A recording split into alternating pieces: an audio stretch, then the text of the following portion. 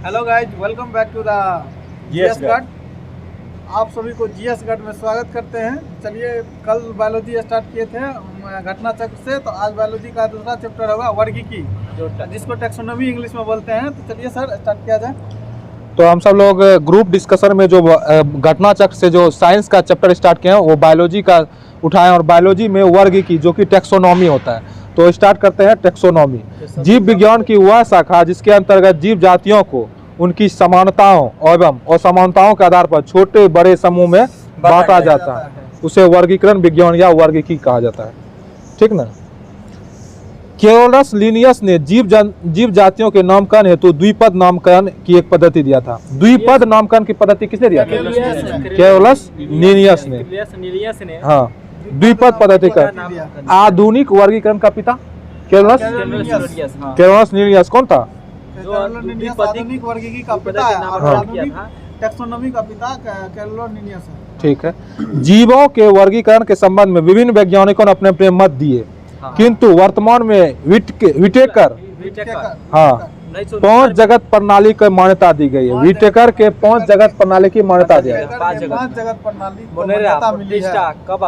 उसमें कौन कौन है? मोनेरा, प्रोटिस्टा, कवक, पादप, जंतु। याद कीजिए, बहुत इम्पोर्टेंट है।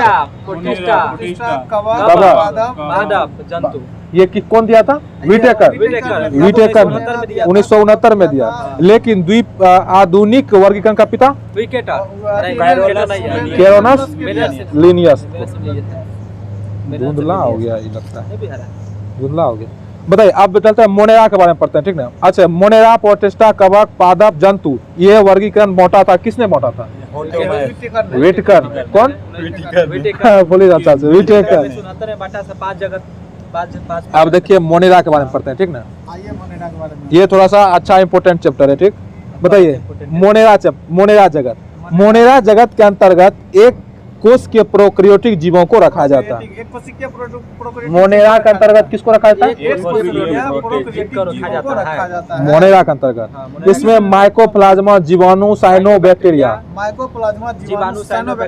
मोनेरा में आता है। पूछेगा कि इसमें ऑप्शन देगा, मोनेरा में कौन आता है? माइकोप्लाज्मा, जीवाणु। माइकोप्लाज्मा स्वतंत्र जीवन यापन करने वाला सूक्ष्मतम जीव है। स्वतंत्र जीवन करने वाला सूक्ष्म जीव है, अर्थात ये स्वयं विकास और प्रजनन करने में समर्थ सबसे छोटे जीव है। साइनोबैक्टीरिया को नीलहरित शैवाल भी कहते हैं। नीलहरित शैवाल को क्या बोलते हैं? साइनोबैक्टीरिया कहते हैं। जीवाणु सरल, अति सूक्ष्म तथा और एक कोष के आदि जीव है। इन्हें मोनेरा जगत में रखा गया। मोनेरा जगत में किसको रखा गया? जो भी यूनिसेलुलर और प्रोकैरियोटिक है उसको मोनेरा जगत में रखा गया। जीवाणु को मोनेरा जगत में रखा गया। ठीक है। हो गया आपको एक कोष के जीव जितना भी हो गया सब मोनेरा जगत में रखा गया। इनकी लंबाई 2 से 4 माइक्रोन तक होती है। इन्हें कंपाउंड माइक्रोस्कोप द्वारा देखा जाता है। यह मानव के लिए लाभदायक एवं हानिकारक दोनों होता है। पोषण के आधार पर जीवाणु परपोषित तथा स्वपोषी होता है। स्वपोषित 2 प्रकार के होते हैं, प्रकाश संश्लेषी और रसायन संश्लेषी। स्वपोषित जीवाणु 2 प्रकार के होते हैं। कौन कौन? रासायनिक संश्लेषी। आर्कियोबैक्टीरिया के लक्षण सामान्य जीवाणुओं से भिन्न होते हैं। इसके मीथेनोजेंस समूह अवायवीय होते हैं तथा दलदल वाले स्थानों में पशुओं के रुमेन में पाए जाते हैं। बताइए तो हम देखिए, आर्कियोबैक्टीरिया के लक्षण सामान्य जीवाणु से भिन्न होते हैं। इनके मीथेनोजेंस समूह अवयव होते हैं तथा ये दलदल वाले स्थानों में पाए जाते हैं। मीथेनोजेंस समूह अवयव वाले होते हैं। इसका उपयोग मीथेन के उत्पादन में होता है। मीथेनोजेंस का मीथेन के उत्पादन में होता है। हाँ, फलीदार पादपों की जड़ों में मौजूद गांठों में पाए जाने वाला जीवाणु राइजोबियम सहजीवी प्रदर्शित करता है। राइजोबियम कैसा है? सहजीविता प्रदर्शित करता है। राइजोबियम कैसा प्रदर्शित करता है? सहजीविता। अब तो बताइए, मोनेरा में कौन कौन रखा जाता है? एक कोष के जीवाणु, माइकोप्लाज्मा हो गया, जीवाणु हो गया, साइनोबैक्टीरिया, सब एक कोष के जीव। ठीक है। अच्छा, मोनेरा, प्रोटिस्टा, कवक, पादप, जंतु, ये सब 5 जगत में बांटा कौन? विटेकर। लेकिन और यह आधुनिक वर्गीकरण का पिता आधुनिक केरोलियस लिनियस। ठीक है, अब देखिए मोनेरा हो गया। अब प्रोटेस्टा पढ़ते हैं। ठीक है, प्रोटेस्टा जगत के अंतर्गत एक कोष के यूकेरियोटिक जीवों को रखा गया है। प्रोटेस्टा के अंदर किसको रखा गया? एक कोष के यूकेरियोटिक। और मोनेरा में किसको रखा गया था? एक कोष के मोनेरा में जो होता है एक कोशिकीय था, प्रोकैरियोटिक था। लेकिन अब प्रोटेस्टा में ये भी एक कोशिकीय ही है, लेकिन यूकेरियोटिक। यूकेरियोटिक कैसा होता है? यूकेरियोटिक विकसित होता है। विकसित होता है, हाँ। इसमें अधिकांश सवाल था प्रोटोजोआ संघ को शामिल किया गया है। किसमें? इसी में प्रोकैरियोटिक। प्रोटेस्टा में प्रोटोजोआ और शैवाल को रखा गया। प्रोटेस्टा में किसको रखा गया? शैवाल पर्ण हरित मुक्त संवहन उत्तक रहित थैलोफाइटा है। सवाल क्या है? शैवाल एक थैलोफाइटा है। शैवाल कैसा है? थैलोफाइटा है। इसमें वास्तविक जड़, तना तथा पत्तियों का अभाव होता है। शैवाल सब में क्या होता है? इसमें न जड़ होता है, एक कोशिकीय जो होता है ना यूकेरियोटिक में वास्तविक जड़, तना, पत्ता का अभाव होता है। इसमें नहीं होता है। प्रोटेस्टा से लगता है। यह प्रकाश संश्लेषण क्रिया के द्वारा भोजन का निर्माण करता है, अर्थात इसको क्या बोलते हैं? स्वपोषी। लेकिन जो था राइजोबियम सजीवता था, ये दूसरे पर डिपेंड रहता है। इसको परपोषी बोल सकते हैं। ये अधिकांश ये जल होते हैं। शैवाल में उपस्थित वर्णक पिगमेंट के आधार पर ये 3 प्रमुख वर्गों में बांटा गया है। मतलब शैवाल को जो है ना पिगमेंट के आधार पर 3 वर्गों में बांटा गया है। किसको? पिगमेंट था। नहीं, पिगमेंट मींस वर्णक होता है, समझेगा ना? वर्णक के आधार पर इसको 3 भागों में बांटा गया है शैवाल को। एक होता है क्लोरोफाइसी, एक होता है रोडोफाइसी, एक होता है फियोफाइसी। क्लोरोफाइसी, रोडोफाइसी और फियोफाइसी। बताइए, बोलिए सबको। Chlorophyceae, Rhodophyceae, Phaeophyceae. शैवाल को वर्णीकृत के अनुसार 3 भागों में बांटा गया। ठीक है, हाँ। Rhodophyceae, Phaeophyceae. भूरा शैवाल भूरे वर्णक के कारण, भूरा शैवाल भूरे वर्णक के कारण शैवाल के अध्ययन को क्या बोलते हैं? फाइकोलॉजी। कुछ शैवाल को पादप जगत के अंतर्गत रखा जाता है। ठीक ना। अब हम सब लोग पढ़ते हैं कवक, फंगी। कवक पर्णहरित, हरिम रहित। कवक जो है ना पर्णहरि रहित संवहन उत्तक रहित थैलोफाइटा है। कवक क्या है? थैलोफाइटा है।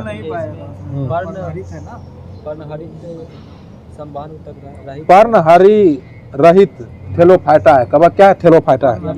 और ये प्रोटोजोआ शैवाल भी क्या है? थैलोफाइटा है।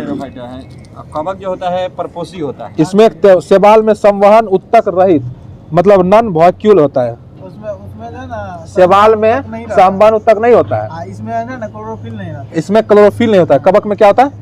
क्लोरोफिल नहीं होता है, क्योंकि इसकी कोशिका भित्ति काइटिन की बनी होती है। कवक की कोशिका भित्ति किससे बनी? काइटिन की बनी होती है। कवक का अध्ययन बताइए क्या होता है? माइकोलॉजी। क्या होता है? माइकोलॉजी। खमीर और कुकुरमुत्ता या मशरूम। कुकुरमुत्ता या मशरूम, ये किसका उदाहरण है? खमीर एस्कोमाइसिडीज कुल का, जबकि मशरूम बेसिडियोमाइसिडीज कुल का सदस्य है। कवक मूल कवकों तथा उच्चतर पादपों की जड़ों के मध्य सहजीवी साचार्य प्रदर्शित करता है। मतलब कवक जो है पादप और कवक मूल कवकों तथा उच्चतर पादपों की जड़ों के मध्य सहजीवी साचार्य प्रदर्शित करता है। लाइकेन मिश्रित जीव है। यह कवक एवं सवाल के बीच की कड़ी क्या है? लाइकेन है। ठीक ना। कल इससे पहले पढ़े थे कौन कौन किसके बीच का है, पढ़े थे ना? बताइए कवक लाइकेन किसके बीच का कड़ी है? सवाल और कवक और सवाल। अब देखिए पादप जगत पढ़ते हैं। ठीक है, पादप जगत पढ़ते हैं। ठीक है, मोनेरा प्रोटेस्टा कवक पढ़ लिए। अब पादप जगत पढ़ते हैं, उसके बाद जंतु जगत पढ़ेंगे। देखिए पादप जगत, इसके अंतर्गत सभी बहुकोश के प्रकाश संश्लेषी उत्पादक एवं स्वपोषी जीवों को शामिल किया गया है।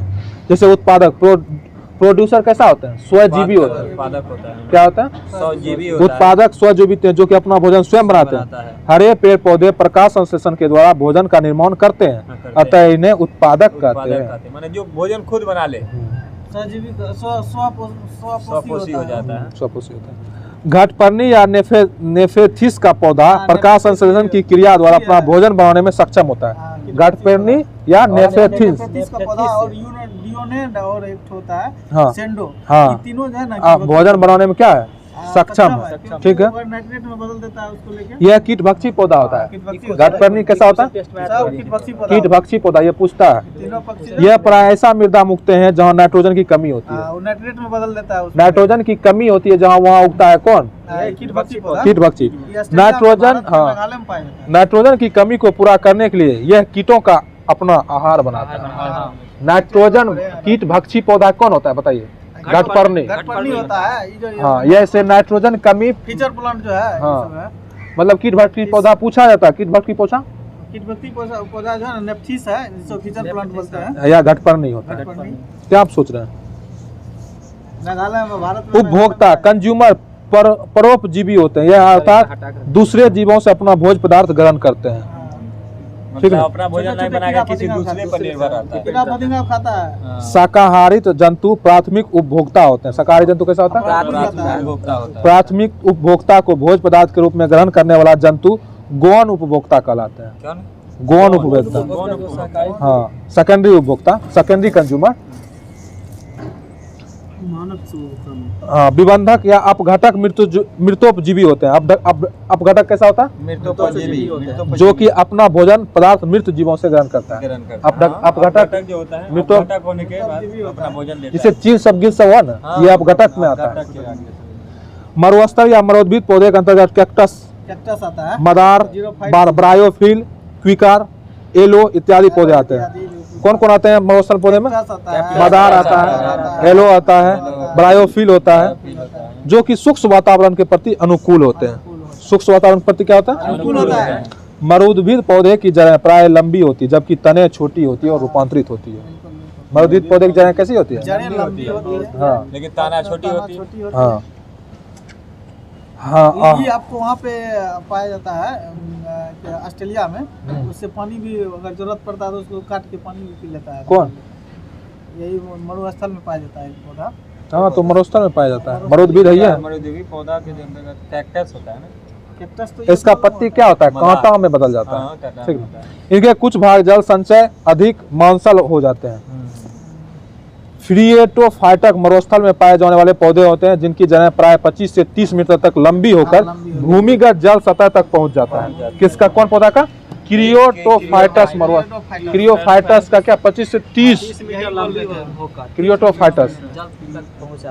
हाइड्रोफाइटस या जलोद्भिद पौधा बहुत अधिक जल वाले स्थान पर पाए जाते हैं। इनके बड़े बड़े अंतरकोशीय स्थान होते हैं जो वायु से भरे होते हैं तथा पौधे के तैरने में सहायता होते हैं। लवण मृदोद्भिद उन पौधे कहते हैं जो उच्च जो समुद्र के किनारे पाया जाता है। उच्च लवण युक्त जल में उत्पन्न होते हैं। समुद्र न हुआ हाँ। सागर। अधिपाद वे पौधे होते हैं जो दूसरे जीवित पौधे या आंतरिक अवलंब के लिए लगे रहते हैं, न कि भोजन हेतु। अधिपाद किसको बोलते हैं, अधिपाद उसे बोलते हैं जैसे कि बरगद के वृक्ष में दूसरा वृक्ष हाँ। लवण एक जो अपवाद में जैसे कोई पेड़ है उसमें दूसरा जन्म जाता है। ठीक है, जैसे कि आर्किड। आर्किड पौधा क्या है, ये हो गया अधिपाद। अधिपाद हो गया। जीवन चक्र की दृष्टि से पौधे का सबसे महत्वपूर्ण भाग क्या है, पुष्प है। होता है। जीवन चक्र की दृष्टि से पौधे का सबसे महत्वपूर्ण भाग क्या है, पुष्प है, पुष्प। यह पौधे के प्रजनन में सहायक होता है। पौधे के प्रजनन में सहायक। अदरक, प्रकंद। ये तो जड़ अदरक क्या है, अदरक का प्रकांड है। प्रकंद प्रकंद का, आलू स्तंभ कंद का, लहसुन सलकंद तथा सूरन या जिमीकंद घनकंद का उदाहरण। अदरक प्रकंद का, आलू स्तंभ कंद का, लहसुन सलकंद का, और सूरन सूरन तथा जिमीकंद घनकंद का। घनकंद। शकरकंद, शकरकंद आपको शकरकंद किस कुल का पौधा है, कॉर्नवोल उलेसी। शकरकंद कॉर्नवोल का पौधा है। कानबुलेसी कुल का पौधा है। इसका खाने योग्य भाग रूपांतरित जड़ होता है। गन्ना, आलू एवं अदरक तने के रूपांतरित है, अर्थात इसका संग्रह अंग तना है। गन्ना को हम लोग तना खाते हैं। हाँ। आलू को भी, आलू का तना खाते अदरक का भी, सलजम, गाजर एवं शकरकंद जड़ का रूपांतरित है। इसका जड़ खाते हैं। हाँ, सलजम हो गया, गाजर हो गया, ये सब मूली हो गया। मूली हो गया, ये सब क्या हो गया, जड़ हो गया। बताइए तो, आलू प्याज ये सब तना हो गया। देखिए सलजम, गाजर एवं शकरकंद जड़ों के रूपांतर है। इसका संग्रह क्या है, जड़ है। जड़ मटर किस कुल का पौधा है? फली ल्यूग्यूमिनेसिस का या द्विबीजपत्री है। मटर कैसा है? द्विबीजपत्री है। द्विबीजपत्री है। हाँ, लिग्नेसी कुल का पौधा है। शाक तथा एक वर्ष पौधा है, मतलब कि मटर जो है द्विबीजपत्री शाक तथा एक वर्ष पौधा है। इसमें सहारे के लिए परतौन पाए जाते हैं। सहारे के लिए क्या पाए जाते हैं? परतौन पाए जाते हैं। ठीक है। गन्ना ग्रेमनी या पियोसी कुल के अंतर्गत आता है, ये तना है। जिसका तना काट आमतौर से कायिक प्रवर्धन के लिए प्रयुक्त किया जाता है। इनका तना ठोस एवं संधिबद्ध होता है, जिसमें पर्व नोड्स तथा संधियां इंटरनोड पाए जाते हैं। गन्ना में क्या पाया जाता है? नोड्स और इंटरनोड पाए हाँ, जाते हैं। गन्ना में नोड इंटरनेट पाया जाता है। लौंग आलू में नहीं, आलू में लौंग मिटेसी कुल के हैं, समझ ना? लौंग क्या है? लौंग विदेशी कुल के हैं। लौंग किस कुल का है? मिटेसी कुल का लौंग है। ठीक है।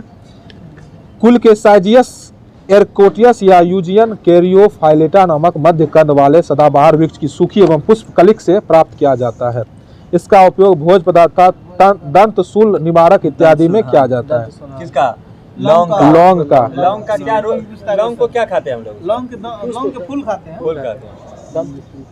लौंग के जानते हैं, खांसी उसी होता है। अब देखिए केसर एवं मसाला किस कुल के हैं? केसर इरिडेसी। इरिडेसी कुल के। केसर किस कुल का है? इरिडेसी कुल। इरिडेसी कुल का है। केसर और मसाला। केसर एक मसाला है। हाँ, इरिडेसी कुल के क्रोकस सेटवाइसस नामक पौधे के पुष्प की वर्तिका तथा वर्तिका से प्राप्त किया जाता है। इसका उपयोग औषधि तथा भोज पदार्थ को स्वादिष्ट तथा सुनहला बनाने के लिए किया जाता है। केसर। अच्छा, केसर में सेफ्रोनॉन एवं प्रीकोसिन नामक रसायन पाया जाता है। हाँ, भिंडी के पौधे का वानस्पतिक नाम एवेल मॉस्का। हाँ, एवेल मॉस्का एस्कुलेंटस है। अच्छा, हल्दी के पौधे का खाने योग्य भाग बताइए। हल्दी का खाने योग्य भाग हो गया आपका प्रकंद। प्रकंद। हाँ, प्रकंद जो कि एक भूमिगत रूपांतरित तने का प्रकार है। प्रकंद है इसका खाने योग्य भाग। प्रकंद क्या है? रूपांतरित तना है। रूपांतरित तना है। इसका वानस्पतिक नाम क्या है? कुरकुमा लौंग। क्या है? कुरकुमा। कुरकुमा लौंग। यह जिंजेबेरेसी कुल का सदस्य है। हल्दी किस कुल का सदस्य है? जिंजेबेरेसी। हल्दी जिंजेबेरेसिस का है। हाँ, जिंजेबेरेसिस का सदस्य हल्दी। ठीक ना? देखिए, आप जो है ना, हम सब लोग जंतु जगत के बारे में पढ़ते हैं। ठीक है। जंतु जगत के अंतर्गत समत केसकुरी तथा अकेसकुरी जीवों को शामिल किया गया है। जंतु जगत के किसको किसको? केसोरिक और अकेसोरिक को शामिल किया गया है। हाँ, जीव वैज्ञानिक के अनुसार जीव जगत में सबसे अधिक कीटों की है। सबसे अधिक संख्या किसकी है? कीटों की है। कीट ऑर्थोपेडा संघ के अंतर्गत आता है। किस संघ के अंतर्गत? कुल ज्ञात जातियों 15 लाख है। 15 लाख है। 15 लाख से भी अधिक है। सर्वाधिक जातियों 10 लाख से कीटों की है। पादप जातियों की संख्या लगभग 4 लाख है। 4 लाख है। देखिए, प्राय सभी एक कोष के जीवों में अलैंगिक विधि द्वारा जनन होता है। अमीबा एक कोष के प्रोटोजोआ जंतु है, जो कि प्राय द्विखंडन विधि द्वारा जनन करता है। पढ़े थे ना? अमीबा किस विधि द्वारा करना? द्विखंडन। केकड़ा मेलोकोस्टस वर्ग, जबकि बिरुथु बिच्छू तथा मकड़ी वर्ग से संबंधित है। मकड़ी सब क्या? ऑर्थोपोडा संघ से संबंधित है। ओकेस्कुरी। इसका उपयोग अच्छा बताइए, कीट वर्ग के अंतर्गत आने वाले जंतुओं में 3 जोड़ा पैर पाए जाते हैं। कीट वर्ग के जंतुओं में कितना पैर पाए जाते हैं? 3 जोड़ा पैर पाए जाते हैं। ठीक है। हाँ, कुल मिला के 6। जुगनू या खत्ते कीटों का एक परिवार है। इनमें चमक रात को बढ़ता है। ल्यूसीफेरस नामक एंजाइम के कारण होता है। इनमें चमक किसके कारण होता है? ल्यूसीफेरक एंजाइम के कारण। नामक एंजाइम के कारण। ल्यूसीफेरस नामक एंजाइम के कारण होता है। हाँ। जैसे भुगजुगनी कहते हैं हम लोग। रात को बढ़ता है। अब क्या करें, क्वेश्चन कर देते हैं। हाँ सर।